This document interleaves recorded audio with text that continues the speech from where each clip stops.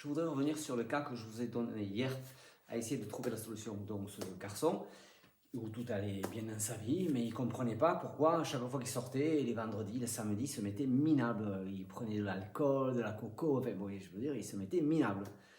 Donc on a mis un moment avant de trouver. C'est-à-dire qu'à l'intérieur de lui, il n'avait pas confiance en lui au niveau sexuel. C'est-à-dire que comme il ne se sentait pas bien, ben, qu'est-ce qu'il faisait? Il se mettait à boire. Et après, en plus, il était du genre très précoce, si vous voyez ce que je veux dire, pour ne pas dire très très précoce. Donc automatiquement, quand il buvait beaucoup, il avait du mal à démarrer, mais après une fois que ça avait démarré, il tenait tant qu'il voulait. Donc il était obligé, mais jamais il n'en avait parlé à personne, j'étais la première personne à qui il en parlait.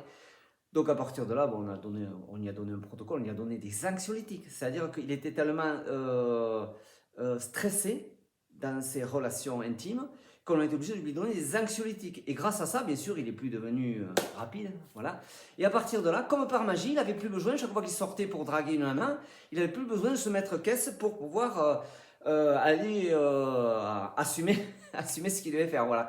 Donc en quelque part, son alcoolisme, ses addictions n'étaient qu'un symptôme. Derrière, il y avait des angoisses de ne pas y arriver. Toute sa vie, il avait été comme ça. Depuis qu'il était adolescent, il était précoce. Voilà. Donc, en lui donnant des anxiolytiques, petit à petit, il a repris confiance en lui. On lui a donné une béquille. Il s'est aperçu qu'avec les anxiolytiques, il était moins angoissé. Donc, à partir de là, il est allé plus loin, plus loin, plus loin. Puis, petit à petit, on lui a enlevé les anxiolytiques. Et voilà, la béquille, on lui a enlevé. Et comme par magie, quand il sortait, eh ben, il n'avait plus besoin de se mettre minable. Puisque quand il se mettait minable, inconsciemment, c'était pour quelque chose.